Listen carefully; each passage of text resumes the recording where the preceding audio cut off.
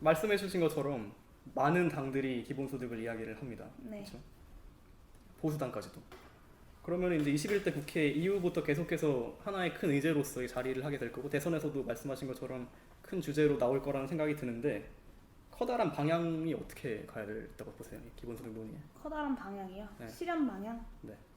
일단은 아까 말씀드린 것처럼 공론화위원회 같은 방식으로 그러니까 네. 모든 정당들이 어떤 자기 정당의 이해관계 같은 건 좀 내려놓고 책임있게 이야기해보자라는 제안이 저한테는 1번이고요. 왜냐하면 지금은 기본소득이라는 아이디어가 전 세계적으로 굉장히 좀 핫한 아이디어가 되면서 네. 다들 기본소득이라는 브랜드를 선점하기 위해서 내용 없이 기본소득이라는 말만 하고 있거든요. 슬로건을. 맞아요. 네. 그러니까 국민의힘에서 이야기한 50% 하위 50%에게 뭐 지급하는 자동적 지급하는 네. 그런 어떤 기존의 선별적인 복지 정책을 조금 강화하는 수준의 특히나 그 현금급여 정책을 강화하는 정책에 네. 기본소득이라는 상품명만 붙는 거죠. 그렇네. 그래서 저는 그런 것을 유사품이라고 부르는데 아무튼 그런 방식의 어떤 그러니까 뭔가 이슈 선점, 뭐 정책 선점 같은 거 말고 네. 실제로 기본소득이 필요하다고 생각한다면 그리고 대한민국이 앞으로 지금 변화하고 있는 이 변화의 과정에 어떤 필수적인 변화의 방향이라고 생각한다면 좀 더 네. 책임있게 논의할 필요가 있다. 그것도 내용을 가지고 네네. 그런 생각이 들어서 이제 공론화위원회 같은 방식의 논의 테이블을 좀 제안을 드리기도 하고 예. 원내의 7당, 그러니까 원내 정당이 7개거든요. 7개 정당들이 모여서 연석회의 같은 걸 좀 진행하자. 그래서 네.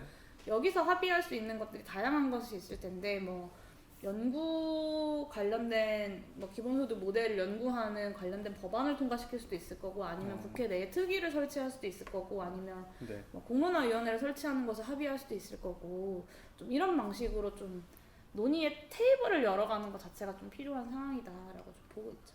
네.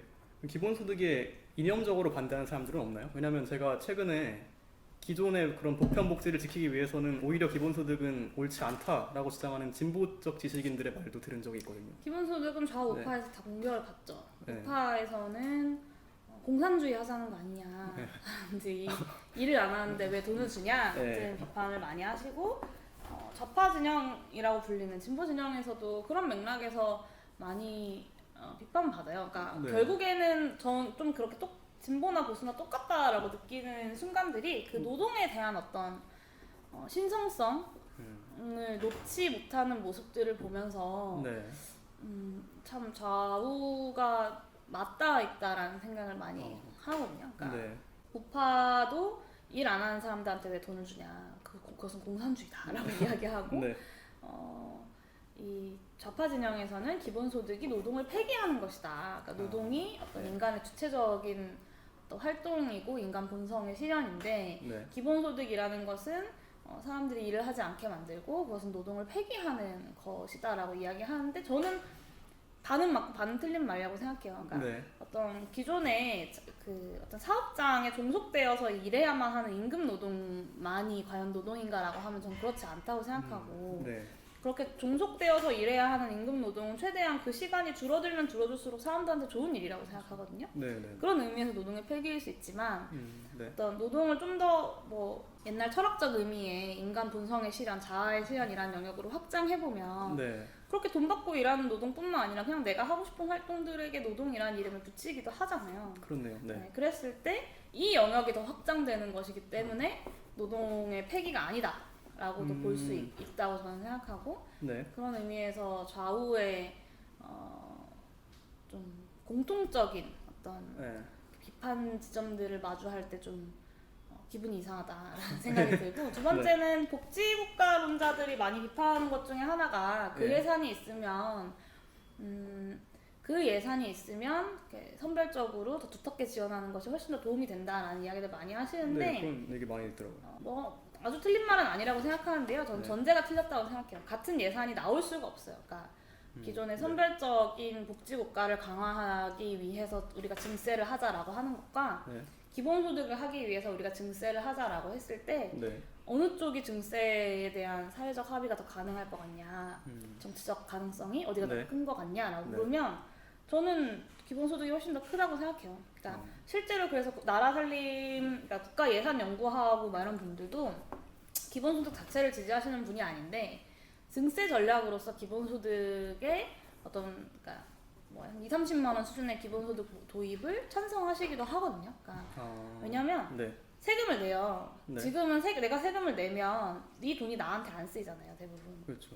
내가 나한테 쓰인다기보다는 그런 어떤 선별적인 혜택을 받는 일하지 않는 사람들 혹은 일할 수 없는 사람들에게 그 돈이 다 돌아가는 건데 네. 사람들한테 그러면 이 사람들 더 지원하기 위해서 돈 더 내세요라고 그럼 안 하면 내겠네요. 예. 안 내죠. 예. 그거 누가 내겠어요. 근데, 준다고 해야 되지. 근데 네. 기본소득 같은 경우는 전반적인 증세를 이루면서도 거의 대부분의 국민들에게 더 내는 돈보다 받는 돈이 더 많게 설계되는 모델을 들이기 때문에 네. 사실은 훨씬 더 많은, 그러니까 명목상 보면 훨씬 더 많은 증세가 필요하지만 이 증세의 어떤 정치적 가능성은 네. 기본소득이 저는 훨씬 더 크다고 보고 어. 이 면을 무시하고 그냥 같은 예산이면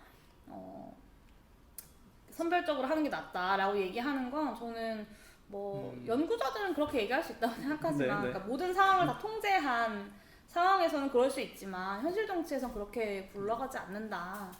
하다못해 지금 종부세 상위 1% 50만 명한테 부과하는 것도 이렇게 쌩 난리인데 이게 그렇지 않다는 거죠, 현실에서는. 그렇네요. 그러니까 그 정도 예산을 거두려면 기본소득을 이야기할 수밖에 없다는 거군요, 결국에는. 그러니까 그렇죠. 같은 네. 돈이라면 전제 자체가 성립되지 성립되지 않는다는 않는. 거죠. 이거는 약간 근데 편집될 수도 있을 것 같아요. 개인적인 질문인데 아, 네. 제가 요즘 커뮤니티 같은 데 돌아다니다 보면은 요즘에 정의당이랑 민주당이 사이가 멀어졌잖아요. 네. 근데 민주당의 강한 지지자들이 민주당 왼쪽에 빈 공간의 대안으로 용해인 의원님을 생각하시는 분들이 있는 것 같아요. 어떻게 생각하세요? 뭐 네. 그것은 다음번 총선에 실제로 네. 총선까지의 기본소득당의 활동들에 대해서 네. 어떤 평가를 받느냐. 그래서 다음 국회에서 또 얼마나 성장할 수 있느냐 기본소득당에 네. 따라서 많이 달라질 것 같고요. 네. 그렇게 얘기하시는 분들이 기본소득당을 많이 찍어주셔야 그렇게 되는 일이겠죠. 네. 네, 그렇죠. 최근에 또 코로나19 같은 재난적인 상황들이 막 닥쳐오면서 보편적 복지라는 거에 대해서 다시 집중이 이루어지고 있는 것 같아요. 네. 우리나라 복지제도가 앞으로 어떻게 변화할지 또는 해야 될지 그런 철학이나 생각이 있으시다면 좀 말씀해 주시면 감사하겠습니다. 코로나19가 네. 이후에 어떤 한국 사회를 비롯한 전 세계가 변화할 모습 네. 두 가지 측면을 다 보여줬다고 생각하는데요. 그러니까 기후 위기로 인해서 혹은 4차 산업혁명으로 인해서 일자리가 사라지고 경제 활동이 멈추고 네. 일하고 싶어도 일할 수 없는 상황을 미리 경험하게 된 거죠. 예를 들면 기후 위기가 닥친다. 네. 어떤 더 이상 탄소 배출을 그래서 하면 안 되는 상황이 오면 네. 지금과 같은 상황이 벌어질 거예요. 그러니까 계속해서 탄소 배출을 하면 계속 해수면이 오르고 기후 이상 현상들이 나타나고 사람들이 막 죽겠죠. 그렇겠죠. 근데 경제 활동을 하면 탄소 배출 할 수밖에 없어요. 없죠. 예. 무언가를 생산하거나 혹은 이동하거나 네. 한다는 것 자체가 이제 탄소 배출을 한다는 것이기 때문에 그런 상황을 우리가 지금 미리 비슷하게 경험하고 거군요. 있는 거죠. 예. 두 번째는 일자리가 사라지고 경제 활동이 멈추면서 일자리가 사라지고 일하고 싶어도 일할 수 없는 상황이 네. 됐는데 이 문제의 핵심, 일하고 싶어도 일할 수 없는 상황의 핵심은 네. 공급의 영역이 아니라 수요의 영역에서 온다. 수요의 영역의 문제가 네. 더 중요한 문제다라는 것을 보여주고 있는 거죠. 그러니까 예전에는 네. 뭐 공급을 조절하는 방식으로 이렇게 대응을 하거나 아니면 이제 금융 지원을 하는 방식으로 경제 위기에 대응을 했는데 네. 이번에 코로나19 위기의 양상은 수요가 딱 사라져 버린 거예요. 그러니까 공급 생필품들은 있어요. 우리나라도 뭐 해외에서 이제 화장지 같은 것들 조금 이렇게 사재기 같은 게 있긴 했지만 전반적으로 생필품이 부족해서 문제가 되지는 않았잖아요. 그러니까 마스크 정도가 조금 그랬던 거고. 네. 그럼 결국에 수요가 없어졌기 때문에 경제가 위기가 온 것이고 그렇다면 앞으로의 경제 위기의 과제는 수요의 문제를 어떻게 해결할 것인가, 수요를 어떻게 창출할 것인가에 있어서 긴급재난지원금 같은 대한민국이 한 번도 해보지 않은 방식의 대안이라거나 아니면 기본소득 같은 것들이 이제 미래 사회의 어떤 새로운 대안으로서 등장하게 되는 거죠. 수요를 만들어낼 수 있는 방법이 없기 때문에 예전에는 어떤 나라가 돈을 벌면 그 돈을 다 일부는 기업이 가져가고 일부는 이제 임금으로서 일하는 근로자들, 노동자들이 가져갔다면 네. 이제는 근로자들에게 일함으로써 이 임금으로 이 전체 GDP가 분해되지 않기 때문에 네. 근데 이 사람들이 물건을 그럼 못 사는 거잖아요. 그렇죠. 네, 그랬을 때 이 사람들에게 직접 소득을 지원하는 직접적인 가계 지원 방식이라는 새로운 방식으로 대한민국은 이제 긴급재난지원금이라는 것을 해본 거고 미국에서도 전체 국민의 95% 정도에게 현금을 지급하는 네, 네. 정책을 좀 쓰기도 했었고 좀 이런 것들이 좀 새로운 대응의 방식들을 우리가 좀 실험해 보게 하고 네. 좀 시도해 보게 하는 어떤 조건이 됐던 것 같아요. 말씀을 듣다 보니까 이 의원님의 생각이 얼마나 고정되어 있는지 여쭤보고 싶은데, 그러니까 기본소득을 지지하시잖아요. 근데 그 기본소득을 지지하는 거는 기본소득이기 때문이라기보다는 사회적 변화에 따른 가장 최선의 대응이라는 생각에서 주장을 하시는 거고, 그렇다면은 기본소득 이외의 다른 정책에 대한 연구도 하고 계신가요? 기본소득보다 나아질 수 있는. 네. 저는 제가 처음부터 기본소득을 주장했던 건 아니고요. 제가 네. 기본소득에 대해서 본격적으로 관심을 갖기 시작했던 건 네. 2016년, 17년 정도였던 것 같아요. 그러니까 네. 활동을 한 지는 좀 더 됐지만 근데 여러 가지 대안들, 특히 진보 진영에서 나오는 대안들 제가 정말 많이 접했는데 네. 아직까지 기본소득보다 더 명쾌하고 단순하면서도 탁월한 대안을 저는 본 적이 없어요. 그리고 네. 두 번째는요. 그러니까 아주 디테일한 그러니까 작은 측면들을 조금 개선시키는 대책들은 기본소득 말고도 많이 있어요. 그러니까 네. 제가 이번에 네. 저는 임차인입니다라는 연설을 하면서 그 네. 부동산 3법에 찬성했던 것도 네. 그것이 뭐 기본소득과 맞닿아 있거나 뭐 기본소득처럼 아주 근본적인 해법이기 때문이 아니라 네네. 지금의 현상을 완화시킬 수 있는 분명한 어떤 선택지 중 하나이기 때문에 지금보다 나은 선택지이기 때문에 찬성을 했던 거고 이런 것들에 대해서 저는 부정하지 않아요. 근데 네. 다만 기본소득이라는 것은 불쌍한 사람들 혹은 사람들이 이제 돈을 못 벌고 가난하니까 국가가 돈 몇 푼씩 쥐어주자라는 정책은 저는 아니라고 생각해요. 그러니까 네. 뭐 아주 러프하게 설명하면 그렇게 설명할 수도 있겠지만 네. 네. 저는 핵심은 이 사회가 구성되고 운영되는 기본적인 원리를 바꿔치우는 일이라고 생각하거든요. 네. 예전에는 일해야만 돈을 벌 수 있었고 그래서 일할 수 있는 대부분의 사람들은 일을 하는 게 상식이었어요. 그러니까 그것이 어떤 2차 세계대전 이후에 네. 윤리처럼 복지 됐던, 국가들의 네. 어떤 윤리였고 사실은 좀 더 거슬러 올라가면 이 프로테스탄트와 뭐 이런 것까지 올라가는 네. 건데 근데 사실 근데 그 노동 윤리라는 것이 자리 잡은 지 그렇게 따지면 사실 몇백 년 되지 않았죠. 그렇네요. 네. 근데 이제는 일할 수 있는 사람은 모두가 일해야 되고 일할 수 있는 사람은 자기가 자기 힘으로 일해서 먹고 살 길을 찾아야 된다라는 네. 것이 구조적으로 불가능해진 상황이라면 사람들은 다 일을 해서 돈을 벌고 네. 일할 수 있는 사람은 다 일해야 된다라는 전제 자체가 성립이 되지 않는 것이기 때문에 저는 정말로 기본소득이라는 건 새로운 사회의 구성 원리를 짜는 일이라고 네. 생각하고 그런 의미에서 새로운 사회개혁이라고 생각하고요. 네. 이 정도 수준의 큰 담론을 지난 30년 동안 87년 민주화 이후에 네. 우리나라의 정치가 내놓지 못했던 것이 저는 가장 큰 답답함이었어요. 그러니까 예. 87년 이전에는 민주화라는 아주 큰 방향이 있었어요. 정치가 이야기하는 네. 특히 386 세대라고 불리는 사람들이 한국 사회가 나아가야 할 방향, 어떤 정치적 민주주의에 네. 대해서 정말 목숨 걸고 싸우는 일들을 했죠. 그랬죠. 네.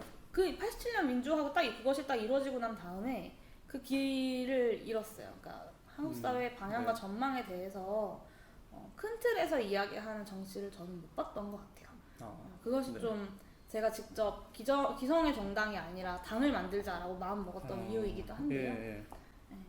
그런 의미에서 뭐 그런 담론들이 등장한다면 충분히 논의해봄직하죠. 그러니까 무엇이 더 시대를 정확하게 인식하고 있고 네. 무엇이 더 시대의 문제들을 정확하게 다루고 있는지에 대해서 겨뤄볼 수 있고 경합할 수 있고 경쟁할 수 있고 토론할 네. 수 있다고 생각하는데 네. 사실 지금 한국 정치에는 그런 담론은 없는 것 같아요. 그래서 그런 차원에서 기본소득의 논의를 하나의 거대한 담론이자 사회적인 전환으로서 제기하고 계신 거군요. 네. 그러면서도 네. 또 사람들한테 굉장히 쉽게 설명할 수 있는 아이디어이기 때문에 예. 여러 가지의 장점들이 있는 거죠. 단순히 그냥 돈 준다 이렇게 설명할 문제는 또 아닌 것 같네요. 정말 이게 굉장히 큰 배경과 구조적인 것들이 있는 것 같은데 마지막으로 이제 행복한 상상을 해서 기본소득이 진짜 됐다 했을 때 우리 삶이 어떻게 될까요? 하고 싶은 일을 하고 살 수 있겠죠. 아. 그러니까 지금은 강요된 삶을 살잖아요. 그러니까 네. 내가 아무리 우리가 자유로운 국가에서 어떤 인신의 구속 없이 살아가는 인신의 구속이 없는 나라에서 살아간다고 하더라도 네. 자유로운 선택을 하진 않거든요. 그러니까 주어진 선택지 안에서 선택을 하는 거지 내가 하고 싶은 일을 선택할 수는 없는 삶을 살아가는 사람들이 굉장히 많은데 네. 저는 기본소득이라는 것은 사람들에게 수많은 선택지를 가져다 줄 거라고 생각하고요. 네. 주어진 선택지가 아닌 내가 원하는 선택지를 고를 수 있는 어떤 원하는. 기반이 되어줄 거다라고 생각하고 또 한 가지 큰 변화는 지금의 한국 사회는 네. 한 번 실패하면 영원히 실패자가 네. 되거든요. 그러니까 네. 인생의 실패가 되어버리죠. 그렇죠. 그래서 네. 청소년들이 그렇게 대학 입시에 목숨을 걸어야 되고 맞습니다. 네. 대학 가고 나면 취업하기 위해서 그렇게 목숨을 걸고 취업하고 네. 나면 승진하기 위해서 그렇게 목숨을 걸고 왜냐면 한 번 삐끗하면 낙오돼버리는. 낙오 되어버리고 거기가 나의 인생에 실패하는 처음이자 마지막이 되어버리는 순간이잖아요. 네. 저는 어떤 공정담론에 대해서 분노하는 청년들의 마음도 그 부분에 있다고 생각해요. 저는 정규직의 비정규직의 정규직화 필요하다고 생각하는 사람이지만 네. 이 비정규직의 정규직화에 대해서 공정하지 못하다라고 분노하는 청년들의 마음 속에는 이런 전제들이 깔려 있는 거라고 생각하거든요. 네. 그랬을 때 기본소득이 실현이 된다면 오늘의 실패가 나의 인생의 실패가 아니라 어떤 내일의 새로운 출발점이 될 수 있는 네. 그런 모습, 그런 게 가장 큰 차이점이지 않을까라고 생각해요. 다시 시작할 수 있는 기회를 줄 수 있는 그런 거군요. 네. 내일은 또 내일의 기본소득이 있으니까. 그렇네요. 정말 마지막으로 이제 마무리하는 말씀으로 한 가지 부탁드리고 싶은 게 앞으로 의원님께서 바라보시는 이상적인 미래의 모습, 어떤 사회가 돼야 된다. 큰 틀에서. 네. 기본소득은 제가 아까 어떤 새로운 사회계약이라고 말씀드렸는데요. 네. 그 새로운 사회계약이라는 의미는 지금 2020년 대한민국의 새로운 보편을 형성하는 거라고 생각해요. 그 네. 보편이라는 것은 대다수의 사람들을 아우르는 어떤 무언가잖아요. 네, 그랬을 네. 때 기본소득이라는 아이디어가 만들고자 하는 사회의 모습에는 어떤 배제 없는 네. 사회의 모습이 담겨 있다고 저는 생각하고요. 네. 그랬을 때 기본소득당인데 왜 뭐 차별금지법을 발의하셨냐라는 네. 질문도 받고 네. 이러는데 저는 다 같은 맥락 속에 놓여 있다고 생각해요. 그 누구도 차별받거나 소외되거나 배제되지 않는 사회를 만들고자 하는 것이 모두에게 조건 없이 주어지는 기본소득이라는 어떤 아이디어의 정신과 맞닿아 있는 거라고 생각하고 네. 이 새로운 보편을 형성하는 어떤 그 원리로서의 기본소득이 있고 구체적인 어떤 보편적으로 설계된 사회의 모습을 만들어 나가는 네. 일들을 앞으로 해나가야 되지 않을까라고 생각하고 있습니다. 네. 말씀 오늘 정말 잘 들었습니다. 네, 감사합니다. 네. 고생하셨습니다. 수고하셨습니다.